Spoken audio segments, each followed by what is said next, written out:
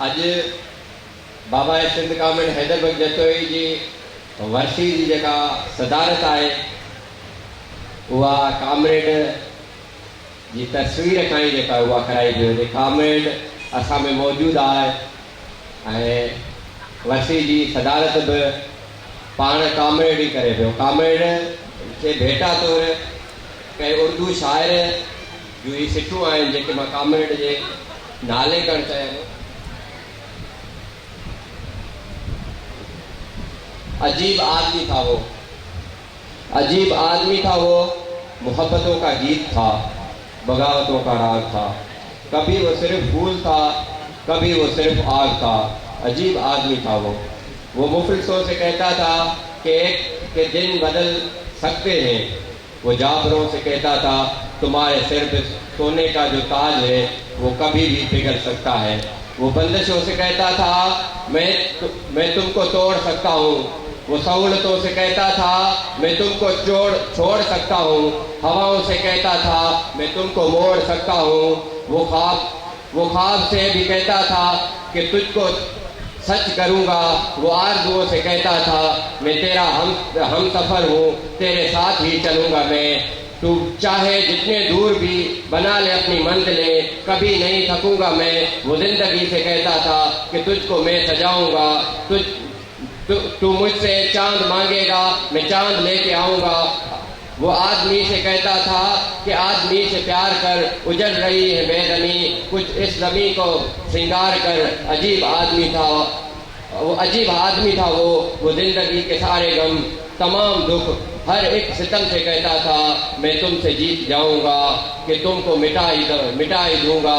एक रोज़ आदमी भलाई देगा वो जहान, मेरी अलग है दास्तान। वो आंखें जिनमें ख्वाब हैं, वो दिल जिनमें आरज़ू हैं, वो बाजू जिनमें सिफ़त है, वो होंठ जिन पे लफ्ज़ है।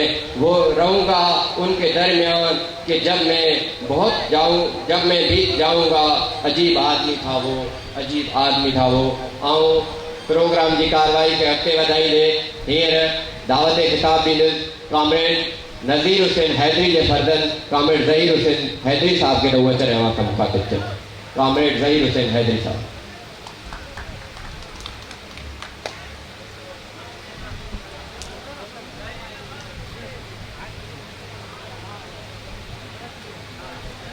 मां पुकारी दो रहस मंजिल जे हर एक मोड़ था। मां पुकारी दो रहस मंजिल जे हर एक मोड़ था। रह भरन सब कुछ ॿुधो हूंदो मगर भुलिजी विया। कॉमरेड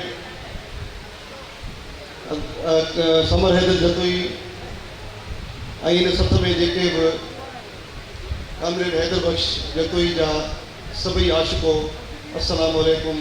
जिए सिंध, जिए ही धरती, जियन इन धरती जा मज़लूम, महरूम ऐं महकूम माण्हू।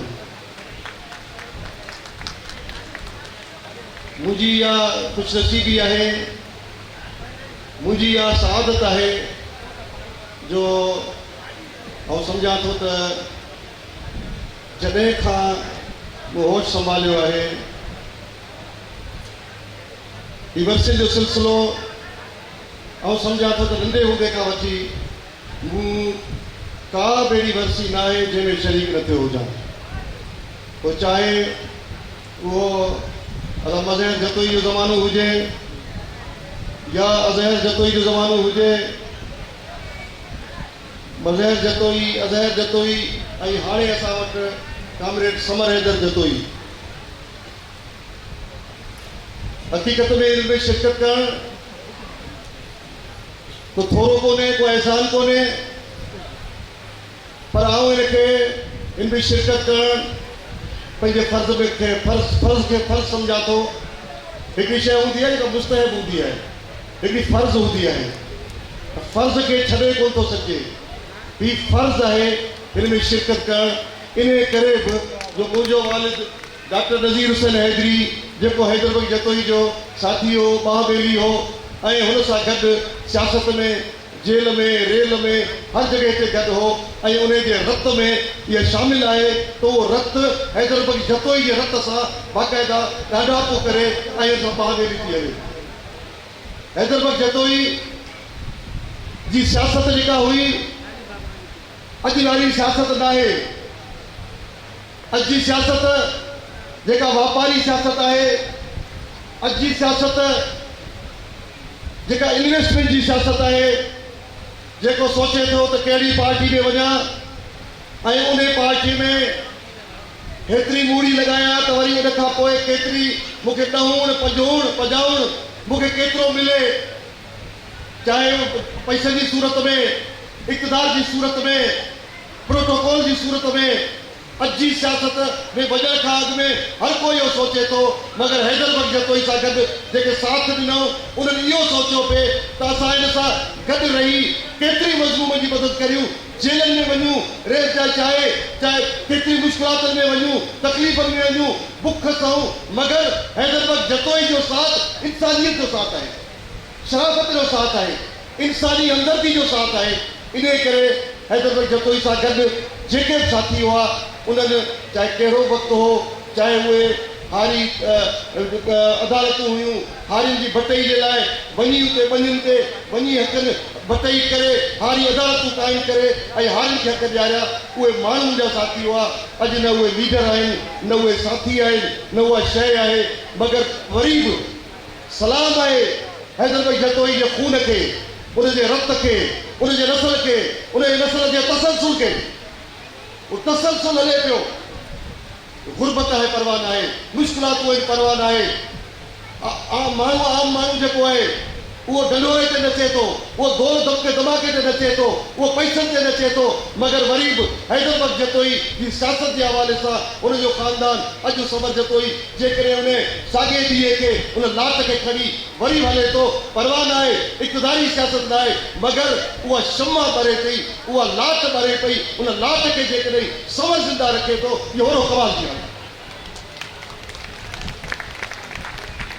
हिते असां जलसन में उहो माण्हू ॾिठासीं जेके हिन वक़्त सां बि कोन्हे।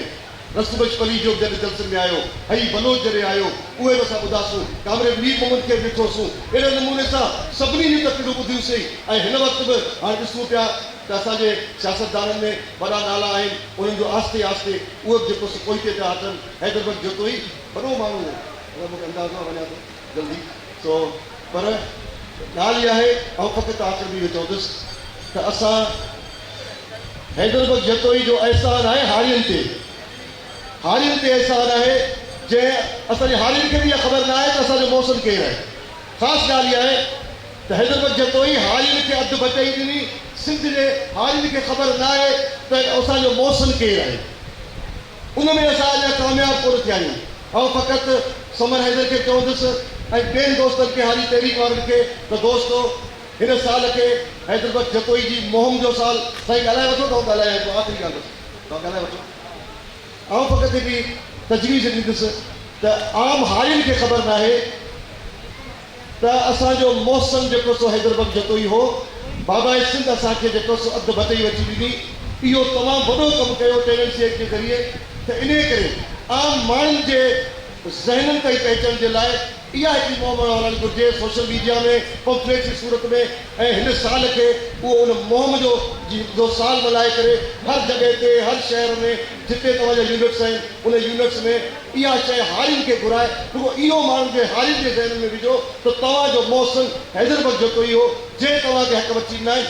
आम हारी ऐं जे नस्ल ताईं इहा आवाज़ पहुचायूं जिन खे ख़बर न आहे त असांजो मौसम केरु आहे। वो हारी जेको अॼु डिप्टी ते नचे थो, वोट उन नमूने सां ॾिए थो, उनखे पंहिंजे मौसम जी ख़बर कोन्हे। ऐं फ़क़ति इहो चवंदुसि त हिकिड़ो जेकॾहिं इहा हिकिड़ी मुहिम, हिकिड़ी पॉइंट ते, वन पॉइंट एजेंडा ते माण्हुनि ताईं इहो आवाज़ु पहुचायो त हारियुनि ताईं ख़ासि करे त वॾे में वॾो जेको तबिको हारियुनि जो आहे न सिंध में, हारियुनि ताईं आवाज़ु पहुचायो त बाबा तव्हांजो मौसम, असांजो मौसम, बाबा सिंध हैदरबग जतोई हो।